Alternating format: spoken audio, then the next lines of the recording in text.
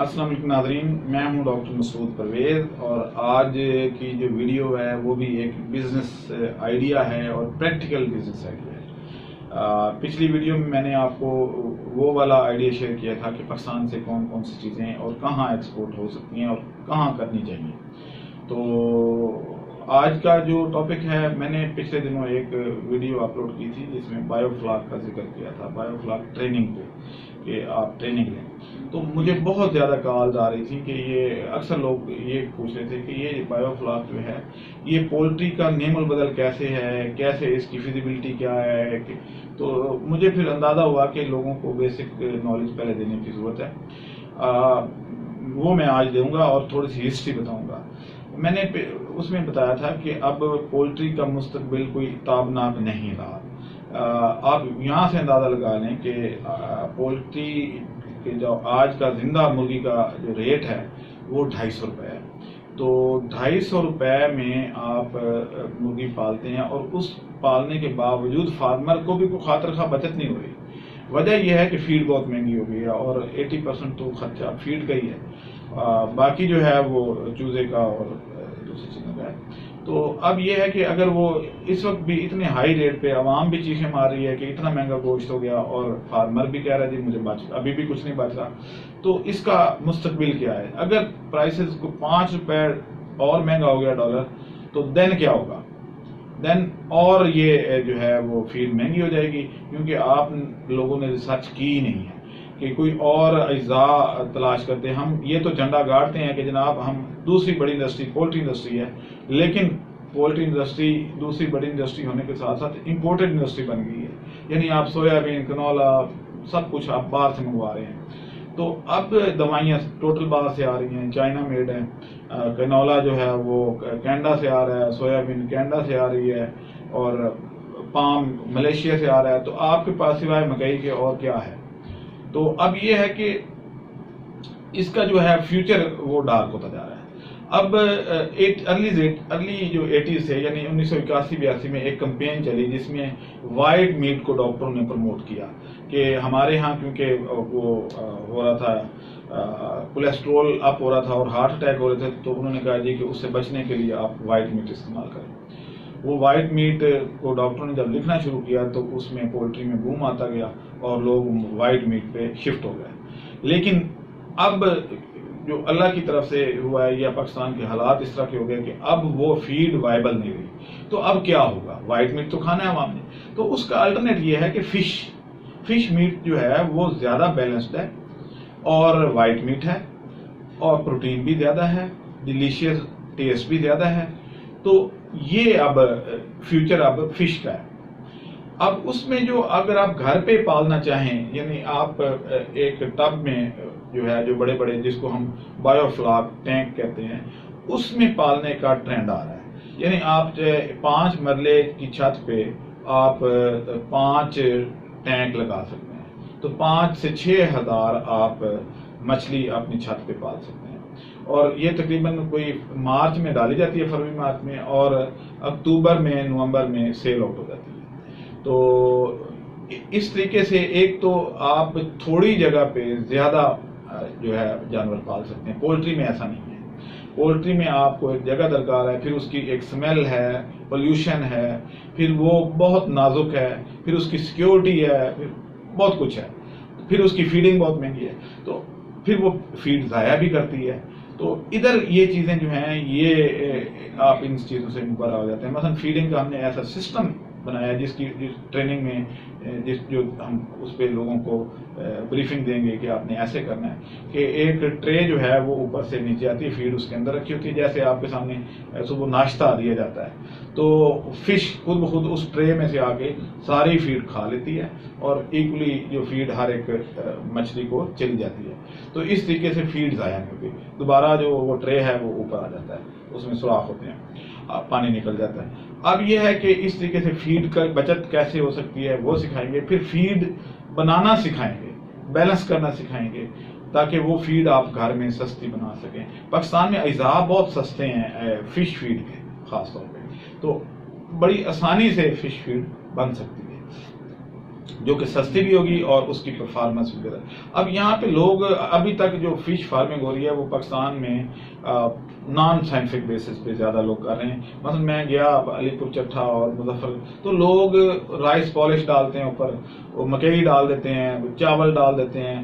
بھائی پروٹین کی ریکوائرمنٹ ہے فش کی انرجی ریکوائرمنٹ بہت تھوڑی ہے کیونکہ کولڈ بلڈڈ ہے، اس کو اپنا بلڈ کا ٹیمپریچر مینٹین کرنے کے لیے خوراک کی انرجی کی ضرورت نہیں ہوتی، جس کی وجہ سے اس کی صرف 10% ریکوائرمنٹ جو ہے وہ انرجی کی ہیں، باقی جو ریکوائرمنٹ ہے وہ پروٹین بیسڈ ہے۔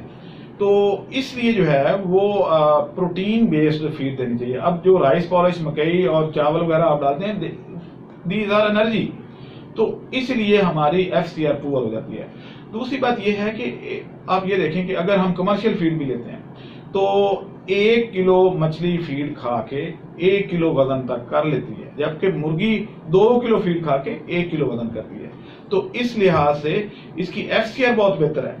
پھر یہ ہے کہ آپ کے کنٹرول میں ہے، بلی نہیں کھا سکتی اس کو، یعنی بلی اگر جمپ کرے گی پانی کے تالاب میں تو مچھلی تو خیر دائیں بائیں ہو جاتی ہے تو وہ خود ڈوب جائے گی۔ تو اس لیے یہ سیکیورٹی کا آپ کو پرابلم نہیں ہے، کتا بلی ان چیزوں سے آزاد ہو جائیں گے آپ اس کو پارٹ ٹائم بزنس بنا سکتے ہیں۔ ایک ویڈیو کیمرہ اوپر لگا دیں، ہم لگا کے بھی دے دیتے ہیں، تو اوپر شیڈ ہے، ویڈیو کیمرہ لگا ہوا ہے، اس کو آٹومائزیشن بھی کام کر دیتے ہیں کہ اس کا جو ہے وہ سولر پلیٹوں کے ساتھ ایک موٹر لگا دیتے ہیں جو اس کو ڈیو اس کی پوری رکھتی ہے، ڈیزالوڈ آکسیجن کو ڈیو کہتے ہیں۔ یہ دو ہی اس کے ٹیمپریچر آپ کنٹرول کر لیں اور ڈیو کنٹرول کر لیں، دیٹس آل۔ یہ مچھلی آپ کی بڑی صحت مند اور اچھے طریقے سے گرو کرے گی۔ اس میں ہم نے ایک بلکہ ماڈل فارم فیصل آباد میں بنا رہے ہیں، تو اس میں ہم نے یہ ایک برآمدہ بنایا ہے 5 مرلے کا، اس کے نیچے بھی رکھے ہیں اور اوپر بھی بایو فلیک ٹینک رکھے ہیں، ان کے اوپر ہم نے سایہ کر دیا ہے، شیڈ بنا دیا ہے۔ تو اوپر والا جو ہے اس کا گرمیوں میں ٹیمپریچر اپ رہتا ہے کیونکہ اوپر گرمی چھت پہ زیادہ ہوتی ہے، تو اس کے ذریعے ہم نے ایک سسٹم لگا دیا ہے گریویٹیشنل، جس میں انرجی کی بھی ضرورت نہیں ہے کہ وہ نیچے سپرے ہوتا رہتا ہے، قطرے قطرے نیچے والے جو بایو فلاک ہے اس کے اوپر گرتے ہیں، اس طریقے سے اس کی ڈیو پوری رہتی ہے۔ اور نیچے والا جو ہے اس سے ایک پمپ لگا کے 12 وولٹ کا جو کہ سولر پلیٹ پہ چلتا ہے، ساتھ بیٹریز اٹیچ ہیں، وہ اوپر والے کے اوپر سپرے کرتا رہتا ہے۔ اس طریقے سے ٹیمپریچر دونوں کا ایوریج جو ہے وہ 26 سے لے کے 28 تک رہتا ہے اور ڈیو بھی پوری رہتی ہے، اور آپ کو کوئی خاص چیک کرنے کی ضرورت نہیں ہے، آپ کیمرے کے ذریعے اندر بیٹھے یا جہاں بھی بیٹھے موبائل سے آپ واچ بھی کر سکتے ہیں۔ تو اس طریقے سے سردیوں میں اس کے اوپر جو شیڈ ہے ہم پولیتھین ڈال دیتے ہیں، تو وہ کیا ہوتا ہے کہ اس اوپر والے کا ٹیمپریچر پھر بہت اوپر چلا جاتا ہے کیونکہ سردیوں میں ہمیں گرمائش کی ضرورت ہوتی ہے۔ تو نیچے والے جو ہے وہ اوپر سے پانی کیونکہ سرکولیٹ کر رہا ہے نیچے ٹینک سے پھر اوپر، پھر تو دونوں کا پھر بھی ٹیمپریچر یہی رہتا ہے۔ تو اس طریقے سے ایک تو ونٹرنگ جس کو کہتے ہیں وہ ہو جاتی ہے۔ ونٹرنگ کیا ہے کہ ہم سردیوں میں اپنی مچھلی نہیں پال سکتے، ہمارے اوپن بنے ہوئے ہیں تالاب، وہاں پہ ٹیمپریچر جب ڈاؤن ہوتا ہے تو مچھلی گروتھ کرنا بند کر دیتی ہے یا مر جاتی ہے اگر زیادہ ڈاؤن ہو گیا، تو ہماری مجبوری بن جاتی ہے کہ ہم اکتوبر نومبر میں مچھلی کو سیل کر دیں، اور ان دنوں جب سارے فارمر سیل کر رہے ہوتے ہیں تو ڈاؤن ہو جاتا ہے ریٹ، جنوری میں ایک دم سے اوپر چلا جاتا ہے کہ سب کی مچھلی بک گئی اور مچھلی مارکیٹ میں نہیں ہے اور ہم رکھ نہیں سکتے۔ تو اس صورت میں آپ مچھلی کو رکھ سکتے ہیں، آپ چاہے جنوری میں بیچیں چاہے فروری میں بیچیں، تو آپ اس طریقے سے یہ کر لیں گے۔